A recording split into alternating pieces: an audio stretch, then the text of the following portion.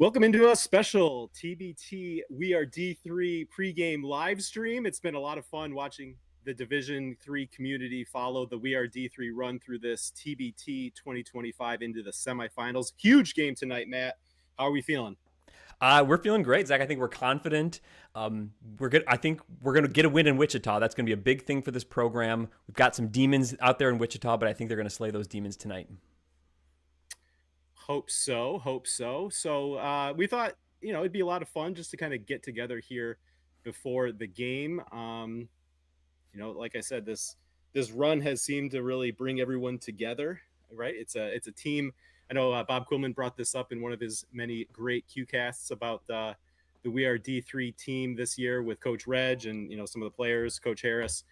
It's been fun. We all get to root for the same team this time, right? There's no CCIW versus UAA factions or alliance here. We're all just Division 3 basketball fans. We're all rooting for the same team. So it's been a lot of fun. And I think it's gained momentum. The first round, there was some action on social media. In the second round, I think the circle got a little bit wider. And then the third round and the fourth round, it feels like this snowball is rolling downhill. It's getting more and more attention. Obviously, the D3 Hoops people are locked in, those of us who are always involved in the community, but it just seems like it's getting a lot more attention as we go, and that's cool to see. It's cool to get everyone involved. And like you say, Zach, everyone in our hashtag D3 Hoops world is kind of rowing the boat in the same direction here. We're rooting for the same team. We're on the same side. That's really fun. We don't get a lot of summer basketball in D3, but here we are. Tomorrow's August 1st, and I had tweeted from our show account a few days ago. It feels like we're starting to get in that point of summer where the Division 3 basketball season doesn't seem so far off, right? At the beginning of summer, a lot of time, but we're kind of getting into that time where maybe it's starting to feel a little bit more like fall in the air. It's been kind of fun seeing on social media. You can see the D3 football community really gearing up for their season starting. Practice is going to start here pretty soon. And we've had this extended We Are D3 run to really get those juices flowing even more, and also just kind of take up most of the month of July here at this point. And hopefully, as if they can get a win here on July 31st, playing that championship game into August. Yeah, I would love some August basketball, Zach. So let's do a little bit of rundown of where we are, how we got here. I'm sure D3 World has been locked in, but let's talk about these wins that We Are D3 got to get into the semifinals here. All right, first round, they took on Lane's Hope and got a win, 75-71. Matt, a game that mostly wasn't really that close, but something we may talk about here, the Elam ending got a little bit hairy, but they did close out the deal there with Lane's Hope getting a 75-71 win. Yeah, Elam ending can be fun. I'm starting maybe not to like it all that much because this was a game where We Are D3 grew maybe like a 20-point lead relatively early, looked like the better team, looked like a solid program. I think that's going to be something we're going to talk about today through this live show, the program that We Are D3 has built. They looked prepared. They looked good. But Elam ending came, and maybe some of the old issues that have reared its head the last couple of years kind of came back again. It was difficult for We Are D3 to score. I think Lane's Hope went on an 18-4 run. They tied the game in Elam, but Ty Nichols was able to score the last couple of baskets. I think it was actually maybe a set of free throws that sealed the deal for We Are D3 and kind of avoided maybe a big choke. I think we're going to run into that later on as well. But Ty Nichols was great, 20 points.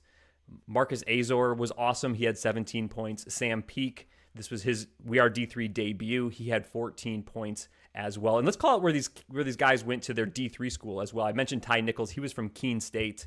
Marcus Azor was from UMass Dartmouth, and Sam Peak was from Wesleyan. That's where we know these guys. Watched them suit up on their live streams all those years ago. And now it's fun to see them kind of on Fox Sports 1 as well. So that was game one, defeating Lane's Hope 75-71. A big lead, but kind of got really tight during the Elam ending and almost kind of evaporated for us.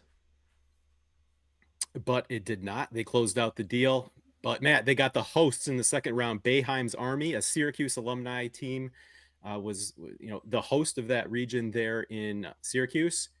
And I think this is really the win that put We Are D3's 2025 run on the map here, Matt. In the second round, knocking off the host Syracuse alumni team. You got the D3 guys taking on just some guys who played college basketball at Syracuse. It was an 81-78 win to move on to the Sweet 16. Yeah, and not just some guys who played basketball at Syracuse, some guys who played in the NBA as well. So uh, there were guys here that played in the league going up against We Are D3. And you're right, this is a big road game.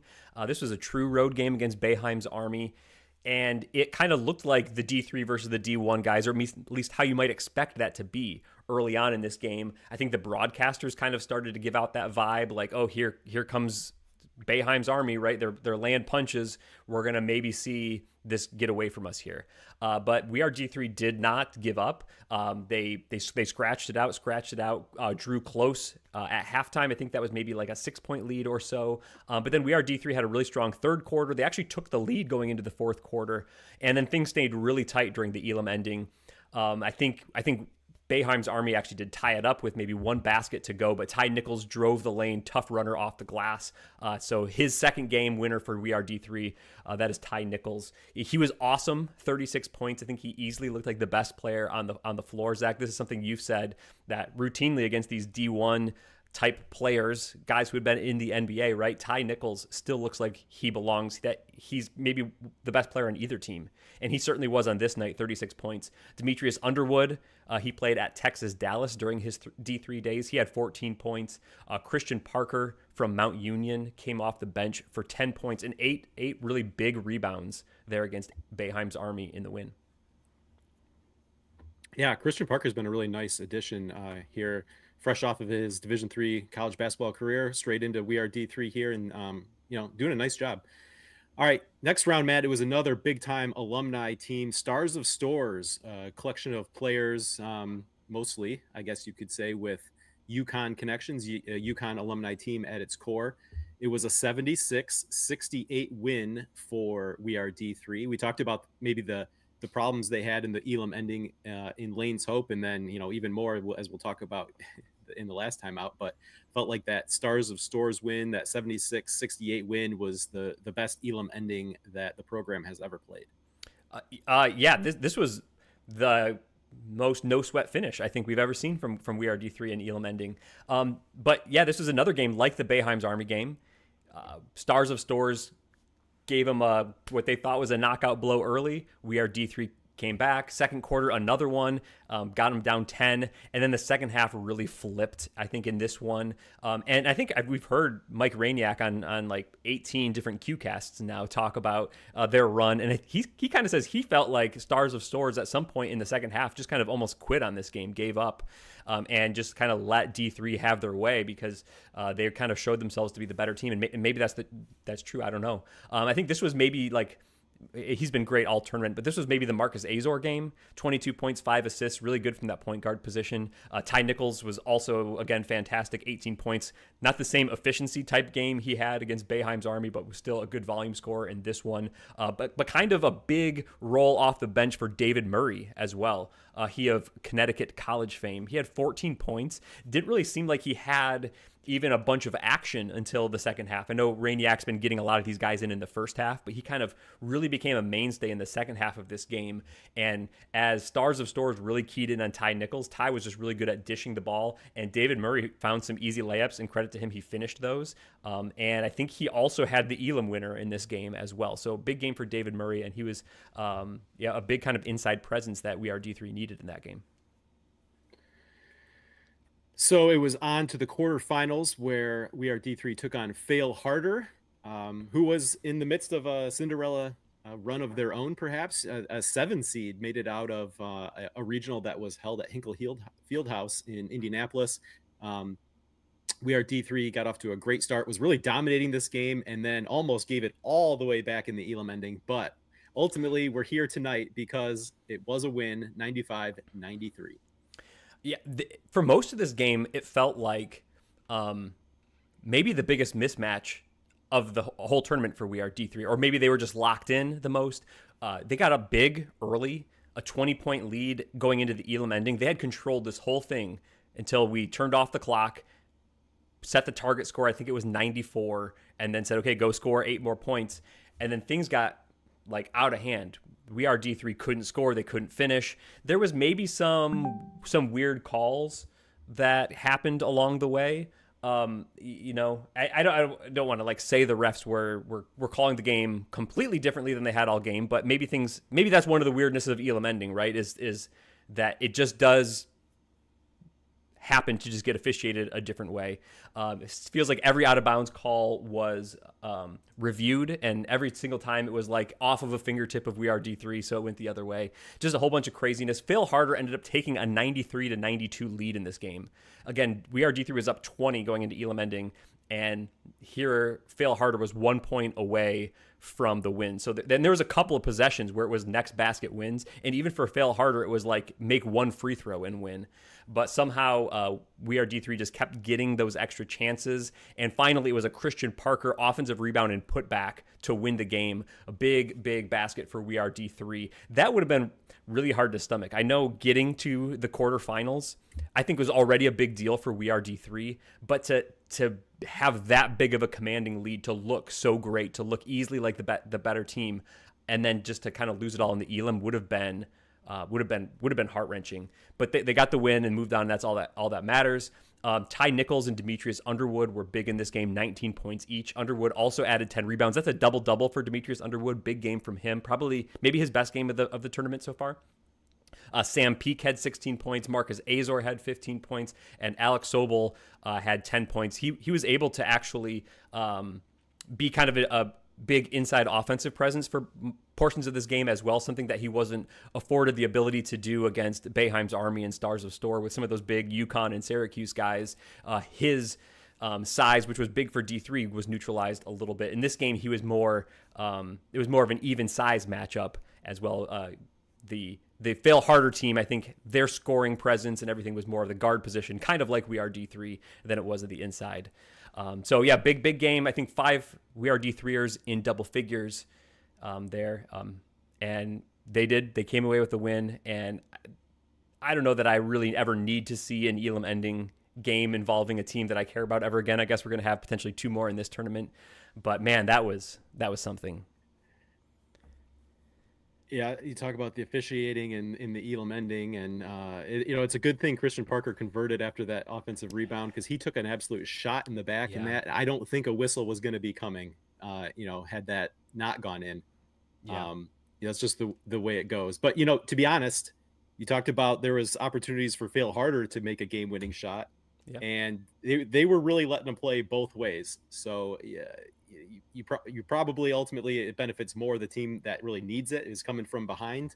But I Yeah. think both teams really benefited, or really were afforded the opportunity to let them play, so to speak. Yeah.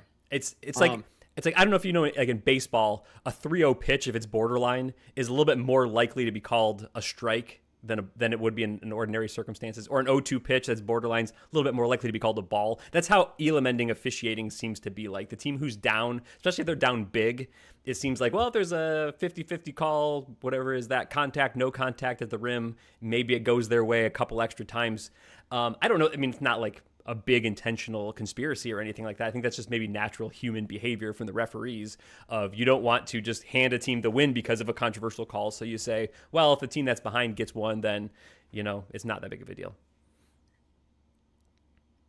Maybe we'll call a little bit of an audible here, Matt, and just talk about the Elam ending in general more, because it is different, it is exciting, and the thought behind it, or kind of the attraction, is that a team can't just run out the clock, right? They have to still score those 8 points, whatever it is. Even if they're up 20 going into it, they still have to score those 8 points to end the game, right? So you can't just try to take the air out of the ball. But I feel like, or on the other side, a team can't just like foul. It turns into like this slog. But I feel like that type of game where We Are D3 was up, 29 earlier, 20 going into the Elam ending, like I don't even think that Phil Harder would have even been trying to extend the game No. like we usually see under a conventional ending, right? So I think there's this sweet spot where the Elam ending works really well when you want to avoid those kind of drawn out, foul intentionally to try to, send them to the line, extend the game, try to avoid that. But on the other end, like if you've, earned the right, so to speak, through the other, the vast majority of the game, where the other team is essentially going to be packing it in. Like, it's not so bad under that scenario where you would just be looking to run out the clock, right? I mean, Yeah. you kind of earn that right through the rest of the game to put yourself in the position to be able to do that. Yeah, I think you're right. I think when the alternative is the foul fest that we sometimes see in D3 games, I think from that I would prefer Elam. But I do think there's maybe there's a middle point that's somehow somewhat better. One thing I like that Elam does is when you're like, I think when you're in the bonus and you commit a foul, I think it's one free throw and the ball back. I would almost like to see that plus the clock, right? So it's not just foul to end their possession. Hopefully they miss the free throws. It's essentially like a free throw shot, and then you still get the ball, so you didn't really save anything. But yeah, the not having the clock, because I think being able to run out the clock is part of basketball as we typically know it, right? So maybe that does not the way it always has to be. There's things that I really like about the Elam. I think I really like the Elam in this tournament. It's kind of a fun difference too. But there is something about like, hey, we're just going to defend you for the last 4 minutes. You guys have to score. For the clock to completely go away, it just changes the game enough that it becomes weird basketball, not really a continuation of the game that we've already seen. But I think the flip side of this, I think, last 90 seconds foul fest for a team that's down 11 that wants you to miss both free throws, then come down and chuck a three and foul you again. Like, that's not really good or the same type of basketball either. I would like some sort of maybe middle ground between those two approaches. I don't think Elam is perfect because I think forcing the other team to run out of time is also a part of the game, or at least the game as we've known it to. So, but there's something fun about always winning on a made basket. You see coaches jumping up on the sideline. It always is this sense of exuberance for the winning team. That's fun. So pluses and minuses, not good for my long-term health. I think to watch too many Elam ending games, especially when your team just can't score, and you've seen them score all game long. It's just difficult. Okay, we'll get into summarizing Aftershocks run here to take on We Are D3 tonight. But Matt, we've got Drew Latrenta in the chat saying good evening. Less than 100 days until D3 hoops. Okay. So, like I said, Hey, we're not that far off. We're starting yeah. to feel like that point in summer where it's not that far off. Less than 100 days. So we'll take that. Drew also asked, who are the officials for TBT? Where do they normally officiate? I'm going to jump in right here and say I have no idea. I don't either. I haven't looked up really the names or where they go or where they ref. I'm assuming they probably ref D1 and D2 type games, maybe D3 games. I have no idea, but that would be my assumption as to who they are. I'll put in a plug here for Zoom the TBT. They do great YouTube shows about TBT in general. They could probably answer that question. Yeah. We're just some D3 guys who like to tune into TBT because there's a D3 team there. So shout out to Hayner in charge on Zoom the TBT. They do a great job covering the event. It does look like some of the box scores on the TBT site do list officials. I haven't gone in looking them up, but I'm going to maybe do that surreptitiously here. Is that the right word? Okay. All right. Thanks, Drew. Yeah, and we want this to be a little interactive, kind of come hang out together as a D3 Hoops community before the big We Are D3 semifinal game tonight. So, yeah, for sure, jump in that chat. We're keeping an eye on it. A couple other things. We want to just point out some ways that you can support We Are D3. If you've been enjoying this run, they could use your support. There's a GoFundMe going. They've been supported by the Hardy Strong Foundation, Justin Hardy's family, the foundation that they have started. We've got links to the Hardy Strong Foundation. You can support them as well as Mercenary Apparel, right? They're the people putting together the great We Are D3 swag you've seen on the sidelines. I've got this one celebrating the Elam game winner last year when We Are D3 got the first win in program history. Those links are in the description. I know a lot of people like to watch YouTube pulled up on an app on the TV, so maybe the description is not readily available, but the live streams are always archived on our YouTube page. Go to youtube.com/@D3Datacast, and you go to the live tab. All the live stream archives will be right there. You can click on it. Check out the description there. Find those links directly to the We Are D3 GoFundMe, to the Hardy Strong Foundation, and to the merch shop through Mercenary Apparel. All great ways to support what's going on here, whether it's directly the efforts of the We Are D3 program or through the Hardy Strong, which is foundation, which does so much great work and has been a very good supporter of We Are D3. So worthy causes. Check them out. Definitely wanted to put in a plug, ways that you can support them. Yeah. All right, Matt. So let's just real quick do the rundown. Not in depth, but Aftershocks got here by defeating No Excuses in the first round, 74-51. They defeated Challenge ALS 85-68 in the second round. Third round, it was Forever Cougs, a Houston alumni team. They took down 66-63. And then in the quarterfinals, they defeated Heartfire 74-68. For people who have been following TBT, even maybe loosely through We Are D3 over the years, I think there's probably some programs there that sound familiar, right? So Aftershocks making a nice run here, and they have the right to host here through the championship.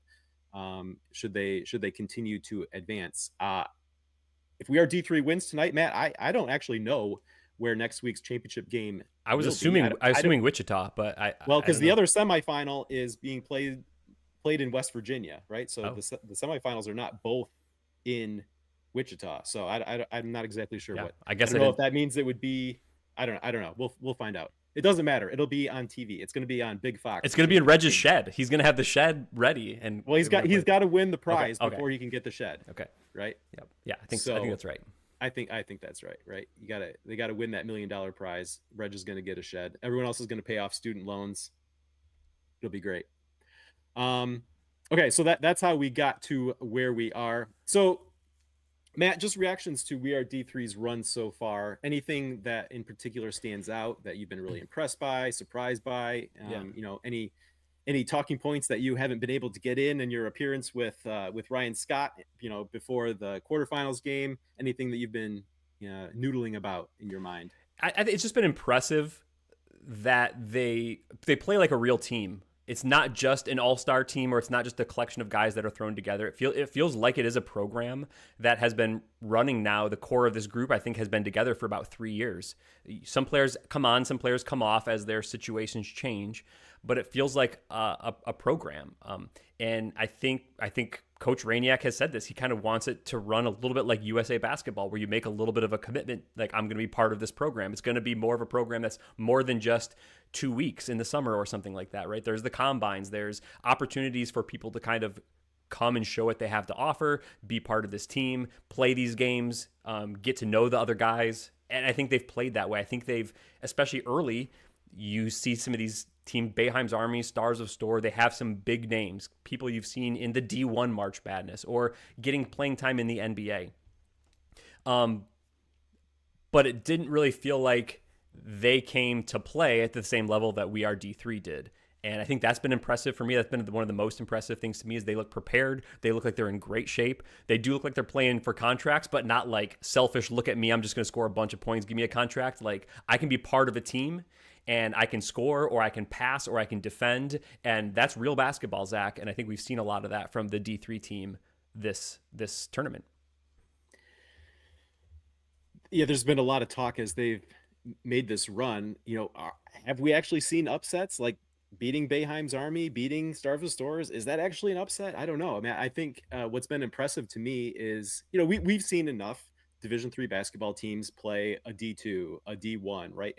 And we tend to know how that looks. A lot of times there's going to be a difference in athleticism, right? And then, Matt, I know during this We Are D3 run, you've been pointing out rightly a couple of key statistical areas, that being rebound and turnovers, right? As we usually look at a Division III team playing a higher division team, you gotta maybe kind of weather the storm of being on the wrong side of a ugly turnover margin, or you gotta try to shoot it really well to overcome a big deficiency on the glass, a big rebounding margin disadvantage, something like that, right? That's kind of how we typically think that those games go. Not to say that the D3 team can't compete with the higher division team, but they tend to look a certain way or go a certain way. But that hasn't been the case with We Are D3 at all, right? They've been oftentimes, even or better in the turnover margin, in the rebounding margin. So it doesn't look like what we typically think of. Now there's still been some size disadvantages, right? Mm-hmm. We don't We Are D3 doesn't have a guy as big as Rakeem Christmas, right? The big guys we do have been doing a good job of using the size they have, right? But you're not going to have that Raheem Christmas size guy. But I think there has been a little bit more of a focus on those big guys as the program has developed. I think last year we saw a good step of that. Jeff Hunter was added to the team, Alex Sobel. Now we see, Alex Sobel back again this year. Christian Parker, David Murray have all played really well, have done a very good job rebounding. Even like Asami Willoughby coming in there playing as an undersized guy, but he's got that mentality where he's going to get in there, he's going to get a rebound, right? So they've really been able to be very competitive in those areas that you typically think of, like the D3 going against the higher level team, not being as well able to compete and just trying to like survive in other areas to make up that difference. Yeah. Well, I think one thing that's really helped them in that regard is the depth that this team brings. We've seen them get a bunch of guys in the first half and then kind of find out what works and play them for the second half. I think the depth has helped beat the teams like the UConns and the Syracuse, because we are D3 is just throwing these bodies, these guys who are all, I think it was Mike Rainiac saying like in their primes, or maybe this was on the QCast with Coach Harris and Sam Peake and Demetrius Underwood. These guys are in good shape, ready to go. And I don't know that everyone on every team has been that way, but having all these guys on We Are D3 who are all used to playing at kind of all-American level and then filling their roles, I think that depth has been a big add for this program. And I think it's been really useful down the stretch in kind of weathering that storm or taking a big punch from those other guys and being able to come back, because we have a stable of really highly skilled players, professional type players on this roster now. And I think that depth has been massive. All right, Matt, we have Pat Coleman ready to go. Pat, of course, the executive director of D3hoops.com and really the whole D3sports.com empire. Let's bring Pat in here. He joins us live on location from Wichita. Hello, Pat Coleman. How are we doing? I'm doing all right. How are you doing? How's the sound? The audio okay? Yeah, we can deal with it for sure. It looks and sounds good there. Yes. You will see behind me, it's nothing but black and yellow. Both teams were out here warming up a little bit earlier. We are, 30-some minutes away from getting this thing started. And meanwhile, everybody on the press row is watching the other game. Yeah, you know what? I meant to kind of keep an eye on what was going on in that other semifinal. Do you happen to have a little update for us? One moment, I'm going to stand up. My apologies. So, Zach, let's talk a little bit about Eberline Drive leading the West Virginia 71-66, 5:45. Okay. So Eberline's Drive up 71-66. So I think the big thing for me in the Wichita game was that 2022 game. I don't know if it's been in the air there, Pat, about the kind of the rematch where the Aftershocks really blew the doors off of We Are D3. This was 3 years ago or something, and that was what really caused We Are D3 to take a different tact with the program, and I think it's led to some big changes. But that's what they're going to have to battle tonight, is not just this literal team, but also maybe the memory or the weight of that game. Maybe I'm wrong. Maybe they're going to play loose and carefree, but that's kind of one thing I'm going to be thinking about when I think about kind of this Aftershocks versus We Are D3 game. It'd be an interesting question, too. How many of those guys are still in the roster right now? You guys have talked, and we've all talked about how this team has kind of taken on more of a program-type mentality. It's really like a Division III program, frankly. If you think about it, we've got a bunch of 3- and 4-year guys on this team that maybe not everybody else has, right? Yeah. So I don't know. When they were out here warming up earlier, and the BRD has gone back to the locker room, I'm just checking. Before it doesn't sound. They're all just focused. They're shooting a bunch of guys with headphones on. Hard to tell. They're not really joking around, jovial. They could be tight. It also is still 34 minutes until goal. Yeah. So there's a lot of things that can happen between now and then. One of the things that's really impressed me is the poise of this team. I know we've talked about the problems that they've had in a couple of the Elam endings, right? But they've taken some really, big shots from some big boys early on. They certainly had that early on against Bayheim's Army. They really kind of had to take two big punches from Stars of Stores, the Yukon alumni team, and right, they seem to be just even keeled, ready to roll with the punches, right? Like they're able to take it and not lose any confidence, not like get out of sorts. They stick to what they are trying to do, and it's paid off. So it sounds like you're already seeing that. Just they look very comfortable here in pregame. Yeah, and I think what you hit on is one of the things I'm super impressed about too. Is, if you were to equate this game, not like the other games that have been played in the tournament, maybe this game is a little more like a D3 team going up against a D1, right? And not our best teams. The best D3 teams never get to play D1 opponents. D1 opponents know better. I'm just going to say it that way. Nobody's going to be able to call me on it because there's no data one way or the other. But, sometimes the D3 team will take a punch in the mouth and, they'll start by leading 8-5 and then they'll be down 25-11 and it will be a 47-point game when it's all said and done. And sometimes teams in the TBT do that also. This team obviously hasn't done that. This team has generally gotten out to a lead, and we've all talked about the Elam ending difficulties. But they don't lose their poise, right? I don't see them on TV anyway, drawing at each other. They go, pardon me, multiple minutes without even getting a shot off. Sometimes if you and and then they just come out and play the next possession. And I think Mike Rainiak does a good job of that too. One of the benefits of this tournament is all of that stuff is mic'd up, right? So you get to see and hear what he's saying to guys and how he's motivating and how he's let the guys lead when they need to lead and that sort of thing. So I'm really impressed by it all the way around. I feel like even in a situation where they're it's hard to know how many people will be here in 30 minutes or so when we check this up. There's a good number of people here already, and 99.75% of them will be Wichita fans. So it'll be a true road game, not like they haven't played true road games this tournament. Yeah. Well, right. Going back to the second round game there in Syracuse against Bayheim's Army, I think you're right. That was a true road game, but this is a very different environment, right? That one was played at a 4,000 seat, community college gym, which looked like a nice facility, but big difference between that and 10,500. I don't know what the attendance will be, but looking it up earlier, that facility there seats 10,500. I expect there will be certainly more than 4,000. When you consider it's a semifinal, this team has some history of doing well. It's the type of program that is going to bring a bunch of people out to support. So they do have that experience already in this TBT in Syracuse, but I think this is going to be a whole another level that wasn't quite there in Syracuse.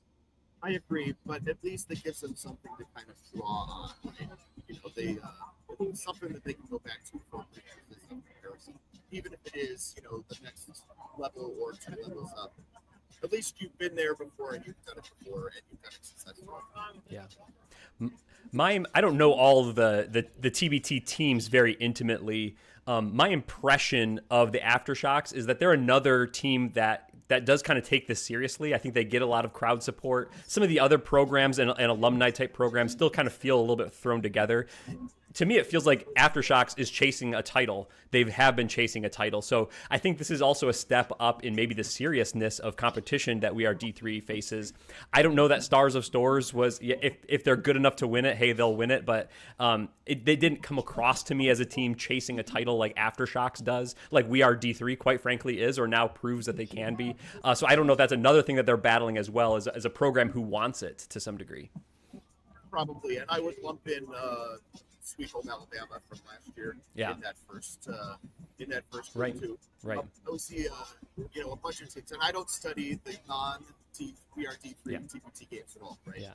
But it does seem like in a lot of cases, it is a team where you just throw 11 guys together with ostensibly some commonality and expect them to go win. And and for that matter, the We Are D3 program franchise. Yeah. I don't know what we call this. This is a professional level. Do we call it franchise? Anyway, they tried doing that too, and it did not really work, right? Yeah. So we've learned what it takes to get to this level. I'd be interested to see if you kind of dig into the other teams that are traditionally successful in this event, if it's similar there. One thing I can tell you about Aftershocks is a bunch of tall, lanky guys like walking in, and as they walk in and out of the tunnel, it's like, yep, those are D1 guys, and our guys are, what you expect the best D3 guys to be, right? So D3 plus or D1 minus, right? But giving away some inches and some spots, Right. So we'll see.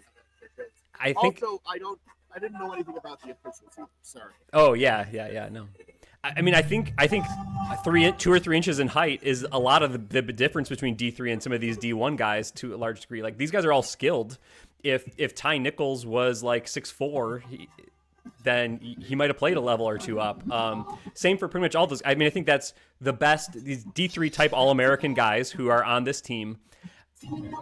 One of the reasons why they played D3 is maybe they were just a little bit shorter than the D1 coaches wanted. So that's the matchups we get when we play these D1 alumni type teams, though, is you get the guys who are maybe 6'10" on the other side, whereas our post players are 6'7". So we'll see how that goes. Obviously, if the D3 guys are in shape and able to run up and down the floor for however many minutes it actually does take to end the game, it's a different extra number every night. That certainly helps us. And We Are T3 coming back out of the floor. I know you can't see it.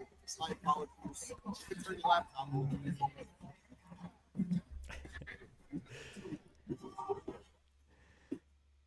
There you go. There's our guys on the floor. There they are. Let's give them a standing O. Okay, so just an update on the officials thing here. Ryan Scott's in the chat saying that one of the refs from the UConn game also did the Tufts Trinity NCAA tournament game in 2024, but most seem to be mainly in lower D1 leagues. Because of course Ryan Scott would know, something like that to be able to answer that question. Yeah. Hey Pat, what does it seem like the media coverage is like there? I mean, as you turn the camera, it looked like there's some people at the table there. Is this something that maybe the local Wichita media seems to be gravitating to? What's it kind of seem like the media coverage at large? Yeah. So right in front of me is the sports table. Mostly the lots of people. To my right. 4 or 5 separate photographers. I don't see necessarily anybody else. But I was walking around before my camera with you guys.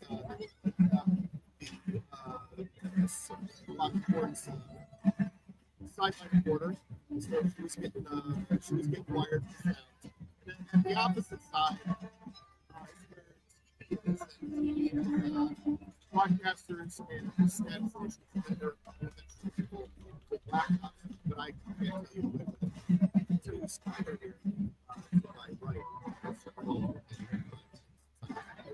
The orientation. Oh my God! There's a lot of people in these seats. It's not nothing. All right. Well, we look forward to a great game, and we'll follow along. I'm sure you'll be sending out some tweets during the game from the D3 Hoops Twitter account, right? So we'll be following along. And thank you for joining us, Pat. Bring us home another win, okay? I mean, I'll do my best. This is the first time I've actually got to one of these. People may remember I was supposed to be last, and then the entire airline decided to melt down. They won. Right. Well, I'm hopeful. Hopefully, make it mojo. I tried to introduce myself to Jackson and Shannon, and I said, we're glad.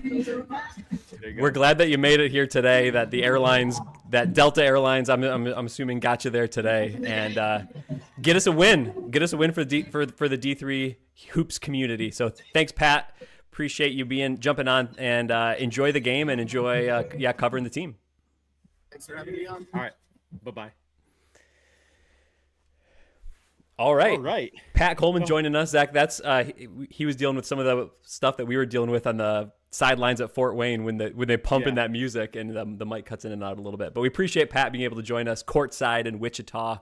That's gonna be a great seat for this game. I'm jealous of Pat. Someone at my workplace today was like, "Are you gonna fly to Wichita if they win?" I was assuming the game was in Wichita. I didn't even think about that. And I said, no, I probably won't. But I'm glad that Pat's able to do it. It seems perfect, right? I mean, Division III basketball has taken this show on the road to some really glamorous places like Fort Wayne, Indiana, Springfield, Ohio, right? So it seems like Wichita, Kansas fits right in. It's perfect. It fits the bill perfectly. Okay, Matt. Let's talk about the opponent tonight a little bit more. Get to know the Aftershocks. We kind of referenced it in that discussion with Pat Coleman that there is certainly history between these two teams in Wichita. Aftershocks got an 83-52 win in the first round of the 2022 TBT, and that really was the game that caused Mike Rainiak and the coaching staff there to kind of take a step back, reevaluate, maybe shake some things up. And I think that was the watershed moment that really has propelled the program into the spot they're in today. Yeah, they've before that, I believe that they had some competitive games. They hadn't won, but they were always an underseed, and they had some competitive games. I think this was the moment, though. I'm speaking for him, but I think that Mike Rainiak and the guys on his staff and the organization said, I don't know that we can just throw together a group of D3 All-Stars. I think that was even kind of their branding at the time, the D3 All-Stars. These are all good players, but we can't just throw together and expect to maybe compete in this tournament. And that's when they really changed things. I think they've really tried to make it more of a program. And it was that next year, the roster didn't completely turn over, I don't think, from 2022 to 2023.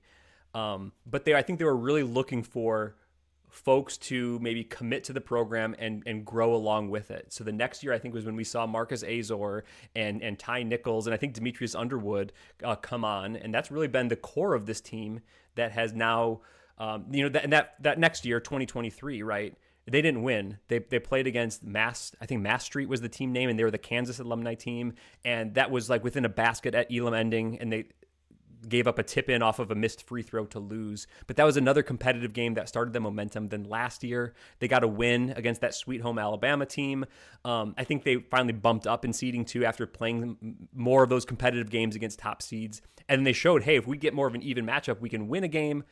And then they lost the second round game. I think that was to Heartfire last year. And it was a good competitive game. And that rolls them into this year. And we talk about the question of, is it an upset when they beat a Boeheim's Army and a Stars of Stores? I would say yes for one reason, and that's they hadn't done it before. I think they had shown over the last now 3 years that they can play with those teams. They hadn't beat them yet. Now they've done it twice, so I think now we're done with the upset talk. I think if they beat Wichita tonight, I don't think we're talking about a big upset. It's kind of the type of team they've beaten. I think if they win a game against a number 1 or number 2 seed next year, we're not talking about, the big D3 got a big upset. I think that talk is gone because they've now done it. They've shown that they can not just play with these teams, that they can beat these types of teams. They're now in the semifinals. But I think it was that brutal 2022 defeat, Zach. And I can tell you, kind of watching from afar, I almost had the thought of like, maybe I'm kind of done watching TBT for a little while, right? I didn't I would always root for the D3 guys, and we watched the next year. I think we were maybe up north with the family when that Sweet Home Alabama win was going on. They finally got their victory, and we were as excited as anyone. But I can't imagine how the team felt and the coaching staff felt after losing 83-52. I guess it just made them hungrier and go back to work, because that ended up being a turning point. But I was like, man, I don't know that this is working right now. I think it was a turning point because you mentioned that they were kind of on the cusp of pulling off one of those upsets in previous TBTs, and then that one happens, and it's like, when you're within a basket of some of the best teams in the tournament, you can make the case that, yeah, we shouldn't be an 8 seed or even a 7 seed, right? We keep getting chronically underseeded, and then you have a game like that 2022 game against Aftershocks, and like you can't really make that argument anymore, right? You can't go and get blown out and say, oh, we shouldn't have been that seed. So returning the next year, kind of changing things up, returning that next year. I think that still was in a 1 versus 8 matchup, but it's like, okay, that was the fluke. We're back to being that team that is showing we're capable of playing with these guys. Yeah. Then finally last year they did get a little bit more respect in their seeding, and what do? They go out and they get the win, right? And then, like you said, they played that second round game against Heartfire, who last year was in that tournament as the defending champions. Yeah, right. And I think Reg still says to this day they should have won that game, right? But didn't. But right, that there's defending champs, second round game. We got the win, right? We're not just saying we can win, but we showed that we can. We did it. Go to that second round game, take on the defending champion. Maybe you should have won that game, and now you come back this year, and it's like boom, boom, boom. And the thought that I had that really I've been thinking about a lot is, this is going to be their 5th game of this TBT, right? That's as many as they've played in the previous 4 TBTs, right? It had taken them 4 years after, with finally getting that first win to play 5 games in the TBT. It's got to be great for the program, especially as they're able to keep some of these guys together to just like play. It's tough when you put in a little bit of prep. They can't do a ton of prep, right? They don't have like a full training camp. But do you do some prep and then you go out and maybe you play a really competitive game, but you're knocked out, boom, you're going home. That's it, right? Yeah. I imagine, and maybe after this run, we'll hear more from Reg and you can talk about this kind of thing, but like building a momentum by just being able to play more games, right? This is their 5th game. That's got to really help with the cohesiveness of this program going forward. And I think it's big for those Elam endings that we've talked about. It still hasn't always felt great, but you only get so many reps of Elam ending. I'm sure the pro leagues that these guys are in don't play Elam ending. You can talk about strategy, you can watch the games, but you probably can't feel how different and squirrely and crazy and hairy it gets until you actually do it. But to have now 5 games where you get to practice it, you get to talk about it. All these guys, it's going to help the program, right? Assuming a big chunk of these guys are back next year. It's all knowledge, experiential knowledge that they have, and that's going to make things better for the next season, make things more comfortable for not only the next game, right, but the next season and the season after that. And so I think it's big from that aspect as well. All right, Eberline Drive has won the first semifinal game, so they will take on the winner of tonight's game. Hopefully it's We Are D3. Matt, as we start to wrap up here, let's just talk about this matchup a little bit more in depth in terms of, like what the where's my notes here? What the sports books are what kind of action they're taking on it. We Are D3 opened as 3.5-point underdogs to Aftershocks. And Matt, it was very interesting as I was looking at my apps of choice in this regard. Both semifinals were very, very similar, right? They opened as 3.5-point spreads, very similar on the money line. I've noticed on FanDuel has since moved to 4.5, but 3.5 is kind of where they're marked. In terms of odds to win it all, FanDuel sees We Are D3 at plus 390 heading into the day, and that was actually ahead of Best Virginia, who just lost to Eberline Drive. So hey, not 4th out of 4 there in terms of the semifinalists. DraftKings had them at plus 350, right? So not as much potential there, but that was the longest odds of the 4. It was kind of interesting. DraftKings had them all 4 teams a little bit more closely bunched there. So at least the betting public appears to see We Are D3 as a little bit of an underdog, but Matt, being a true road game, 3.5, right? We're kind of in that range where the difference is being seen as, the home court advantage. Yeah, I don't know how the sportsbook computers or whoever's setting this are doing it, but it's a little bit in that range, right? So you take Aftershocks, you're going to assume that's a home court. You give them 2 or 3 points, and you're saying that they're like, kind of like a baskety favorite over We Are D3. And honestly, given the history of these two teams, given I guess the pedigrees that probably feels about right. I think an evenish game. I think you and I would pick We Are D3, but we're a little bit looking through D3 colored glasses there, I think. But it feels pretty close. I'm maybe a little bit surprised it moved from 3.5 to 4. But again, I don't really know what's behind all of that necessarily. Let's get one more plug in here for the GoFundMe supporting We Are D3. Also, we've got a link in the description for that. Got a link in the description to take you to the Hardy Strong Foundation website. Consider supporting them as they do so much great work in Justin Hardy's memory, all sorts of advocacy, and they've also been great supporters of We Are D3, the We Are D3 program. We also have a link to Mercenary Apparel. They've been putting out some great merch designs that, part of that, those sales go to support the We Are D3 program. They've got some individual, player merch. Mm-hmm. And as I understand it, some of the proceeds go to that individual player as well. So lots of ways to support the program, support some of the players directly, and, look as good as me in the process. You can look like Zack Snyder's. Maybe not their first advertising slogan, but you understand. Hey, okay, Matt. We'll let's close this out with some predictions. Do you want to go first, or do you want me to go first? Who do you got tonight? And give us a final score. Finals. I haven't thought about like a number. Just make one up. Isn't that what we usually do on this program? We just make some numbers up. Fair. I've got D3. We Are D3. 84. Aftershocks 81. Okay. 84-81. Okay. Yep.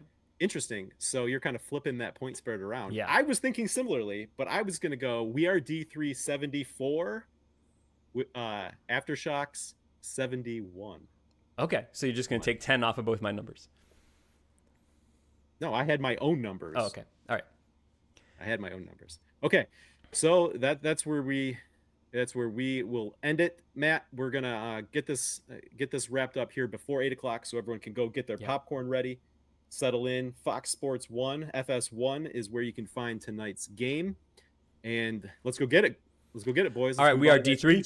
Yeah, we're gonna get that dub tonight. We're gonna feel good about it. Hashtag D3 Hoops on social media. Join the conversation. Thanks for joining us for the live stream. Enjoy We Are D3. Good job, team.